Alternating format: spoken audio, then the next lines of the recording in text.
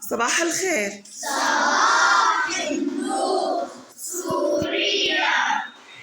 هلأ في عنا الإنسان يصاب أحياناً بحالة توتر عند توقعه حدوث خطر ما، وهذا يسمى القلق. متى تشعر بالقلق يا علي؟ لما الكبار يخرجوا من المنزل، أبي وأمي، أشعر بالخوف. أشعر بالخوف. متى تشعرين بالقلق يا دارين؟ عندما يكون عندي امتحان أقلق كثيرا ولا أنام في الليل. أحسنتي. شام؟ عندما أكون في المنزل لوحدي يأتيني صداع. أصاب بالصداع من الخوف بسبب التوتر والخوف. أحسنتي.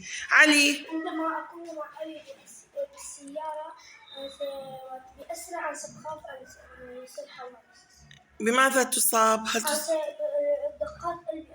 تسرع دقات القلب. أحسنت. أوس؟ عندما أشاهد أفلام رعب أرجف. أحسنت. يصاب بحالة توتر. ليا؟ عندما أنام في غرفة مظلمة سيأتي وحش ويأكلني. أحسنتي. رامي حان وقت المدرسة. رامي لقد حان وقت المدرسة، لديك امتحان. بدي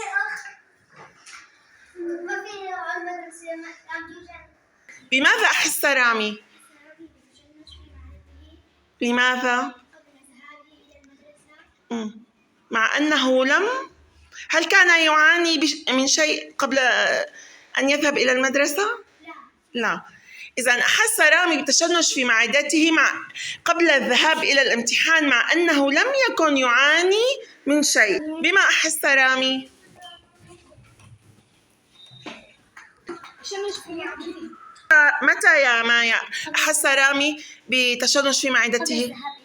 قبل الذهاب إلى الامتحان أو إلى المدرسة. أحسن. ما بك يا أمل؟ لقد تدنت درجاتك. لا أستطيع النوم لأني قلقة على سفر والدي. أحسنتم.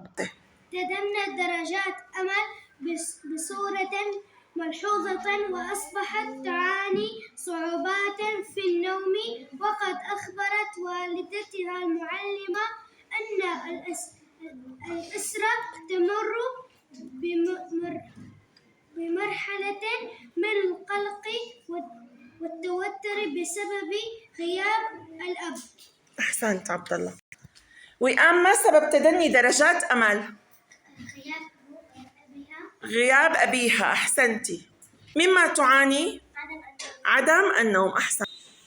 بعد أن تعرفنا على حالة رامي وحالة أمل، من منكم يستنتج لي تعريف القلق أو ما هو القلق؟ تسنيم.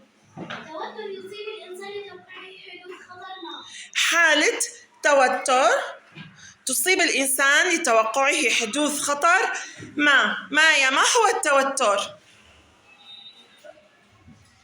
عفواً، ما هو القلق؟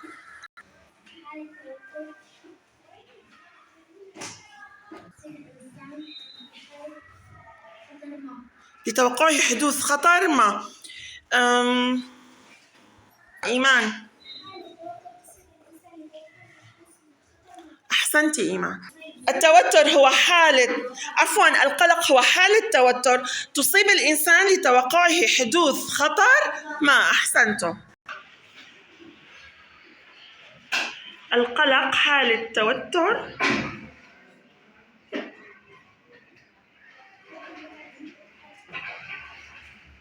تصيب الإنسان.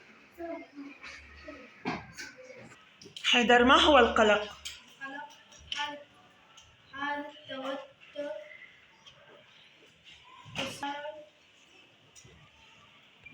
حالة توتر تصيب الإنسان لتوقعه حدوث خطر ما. أحسنت.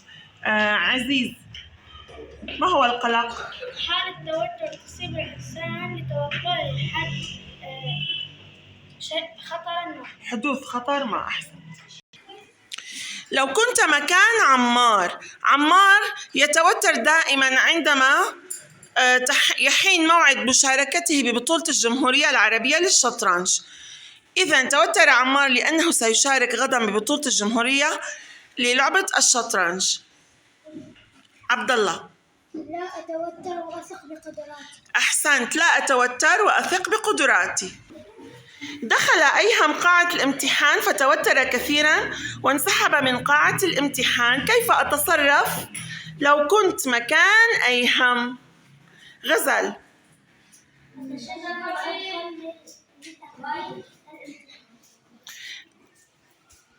أحسنتي غزل. أتشجع وأقدم الامتحان أو أستمر بتقديم الامتحان ولا أنسحب. الانسحاب من قاعة الامتحان تصرف خاطئ.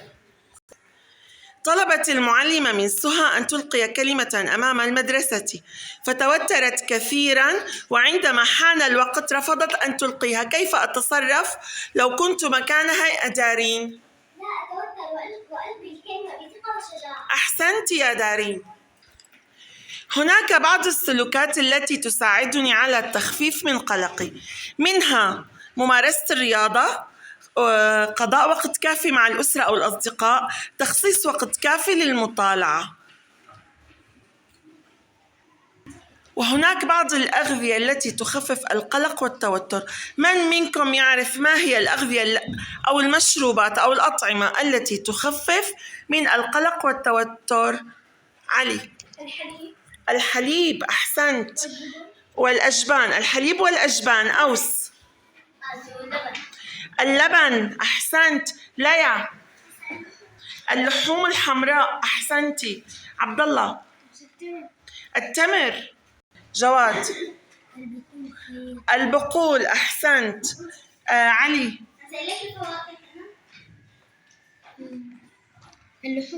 اللحوم الحمراء خاصة. طبعا عندي البوتاسيوم موجود في الأسماك ومنتجات الألبان والبقول، وفيتامينات B1 B12 B3 B6 يعني بكومبلكس موجود في التمر واللحوم الحمر والحليب والأجبان. وبالمقابل هناك أغذية ومشروبات يجب أن نتجنبها لأنها تزيد من القلق والتوتر. ما هي الأطعمة أو المشروبات التي يجب أن نتجنبها أو التقليل منها أو الابتعاد عنها نهائياً لكي نخفف من حالات القلق أو التوتر؟ يوسف. المشروبات الغازية. أحسنت. يامين. المشروبات الغازية. غير المشروبات الغازية. محمد. كالشاي قهوة. أحسنت يا محمد. حبة. السكريات. أحسنت. وئام. يجب علينا أن ننام 9 ساعات يجب علينا أن ننام 9 ساعات يوميا. أحسنتي. بماذا أستبدل السكريات يا عادل؟ الفواكه. أحسنت. يعرب طالب في الصف الخامس متفوق دراسيا لكنه عندما يدخل قاعة الامتحان ويمسك بورقة الامتحان يصيبه توتر شديد فتصبح يده ترجف بشدة أو ترتجف يداه بشدة وتضارب الأفكار في رأسه إلى أن يظن أن عقله فارغا من المعلومات. لما يا يعرب؟ لماذا يا يعرب؟ لأنني أخاف من الامتحان وأشعر كأني لم أدرس شيء. أحسنت. دارين صفي لنا حالة يعرب. يشعر بالتوتر الشديد عندما يمسك بورقة الامتحان. أحسنتي. صف لنا حالة يعرب. يشعر بالتوتر الشديد قبل أن يفوت. أحسن. تسنيم صفي لنا حالة يعرب.